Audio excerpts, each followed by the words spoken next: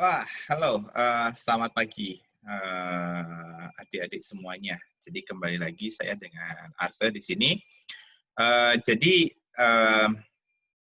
hari ini saya akan, menjelaskan mengenai, eee, pembahasan, soal yang diajukan oleh, Ibu Susiati.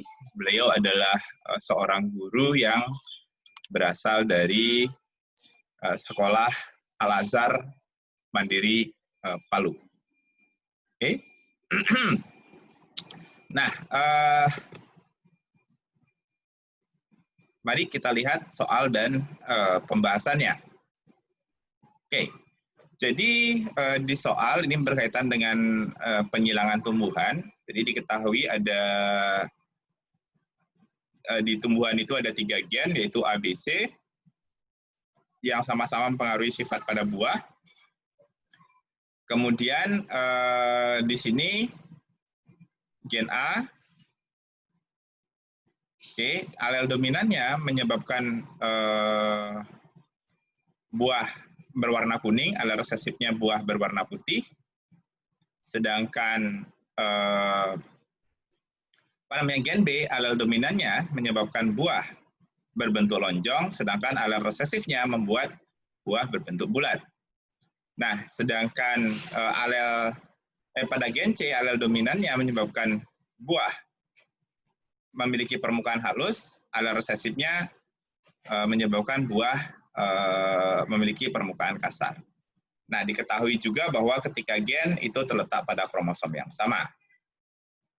Nah, di sini seorang ilmuwan kemudian melakukan persilangan 2 galur murni, yaitu galur murni pertama dengan genotip seperti ini, ya kan? Yaitu A besar, B kecil, C besar, C besar.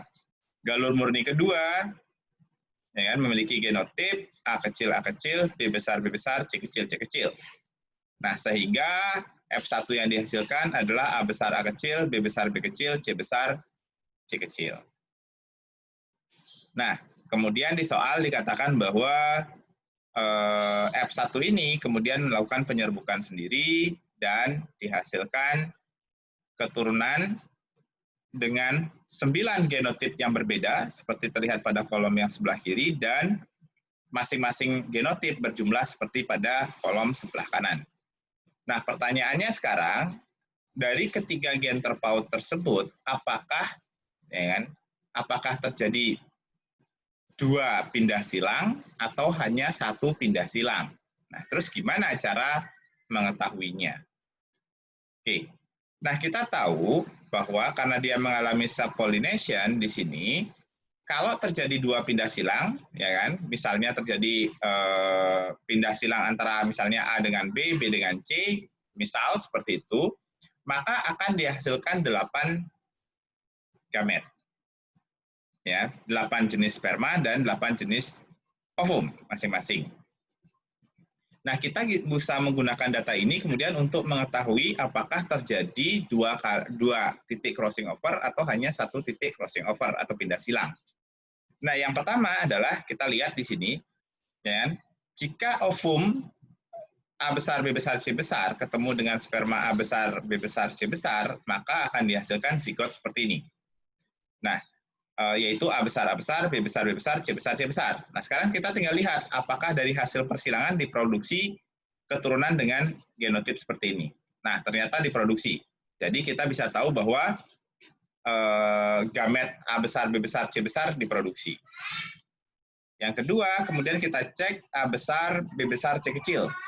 Jadi ovum A besar, B besar, C kecil, dan sperma A besar, B besar, C kecil akan menghasilkan zigot A besar, B besar, C kecil, C kecil.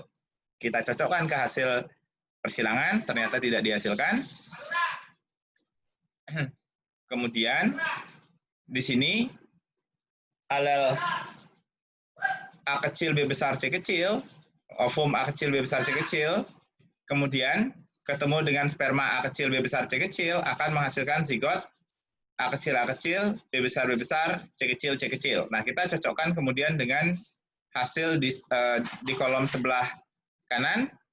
Nah, ternyata diproduksi, jadi kita bisa tahu bahwa gamet ini memang diproduksi.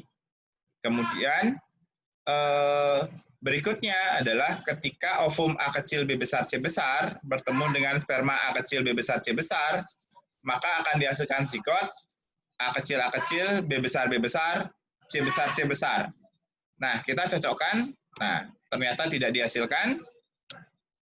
Kemudian di sini A kecil B kecil C besar dengan A kecil B kecil C besar, jadi ovum dan sperma bertemu menghasilkan zigot A kecil B kecil C besar C besar. Kita cocokkan di tabel, tidak ditemukan, berarti gamet ini tidak dihasilkan. Kemudian ovum A besar B kecil C besar dengan sperma A besar B kecil C besar itu akan menghasilkan zigot A besar B kecil C besar C besar. Kita cocokkan lagi ke tabel, oh ternyata diproduksi, artinya gamet ini dihasilkan.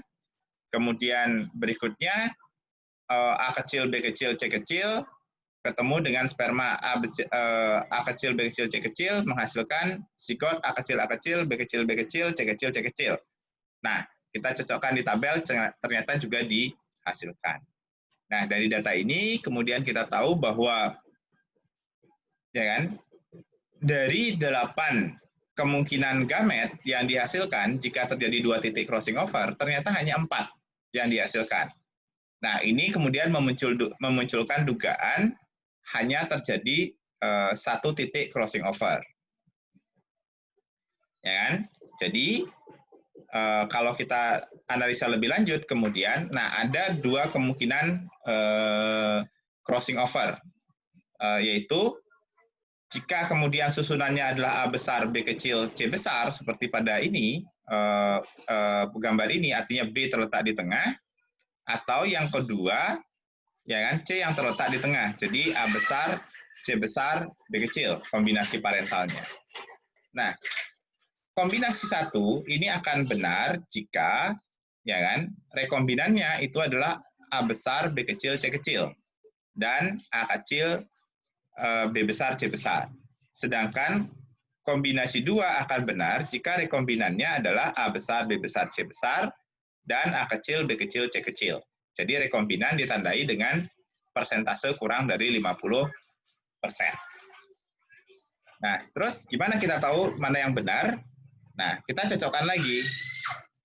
Oke, seperti yang analisa pertama, A besar B besar C besar, ini kan hasil pertemuan sperma A besar B besar C besar dengan gamet dengan ovum A besar B besar C besar. Jadi di sini ABC kuadrat itu sama dengan 10/1000 atau sama dengan 0,01, sehingga peluang sperma atau ovum A besar B besar C besar itu sama dengan akar dari 0,01 yaitu 0,1. Nah, dengan cara yang sama kemudian kita tahu dihasilkan di sini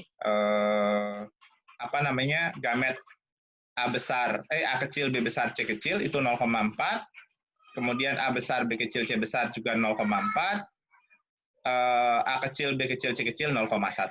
Nah, dari data ini kita sudah tahu bahwa rekombinannya itu adalah A besar B besar C besar dan A kecil B kecil C kecil. Dengan demikian, maka kita bisa tahu bahwa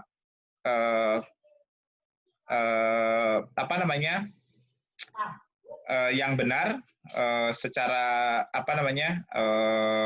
susunan itu adalah yang tipe 2 tadi, di mana C terletak di tengah di antara A dan B, dan kemudian hanya terjadi 1 pindah silang, yaitu pindah silang antara C dan B, sehingga menghasilkan rekombinan berupa A besar B besar C besar dan A kecil B kecil C kecil. Nah, kemudian jarak dari C ke B sendiri adalah sebesar 20 cm. Dari mana? Yaitu dari hasil persentase gamet A besar B besar C besar, yaitu 0,1 kali 100% menjadi 10%, dan A kecil B kecil C kecil, yaitu 0,1 kali 100% sama dengan 10%. Jadi 10% tambah 10% sama dengan 20% atau 20 cm. Oke. Nah, itu jawaban dari pertanyaan Bu Susi. Kemudian saya tidak lupa juga bahwa setiap hari Minggu waktu WIB ini kita punya diskusi saya buka diskusi yang namanya kelas pagi 79. Nah, kebetulan materinya nanti itu tentang pengangkutan air dan mineral dan pengangkutan hasil fotosintesis pada tumbuhan. Oke, jadi bagi adik-adik atau Bapak Ibu yang mau sharing pengetahuan itu bisa bergabung menggunakan aplikasi Zoom, ya kan? Ini adalah linknya dan ini adalah ID dan password code-nya. Oke, sekian yang bisa saya bagi hari ini. Semoga apa yang kita pelajari itu bermanfaat. Oke, selamat pagi.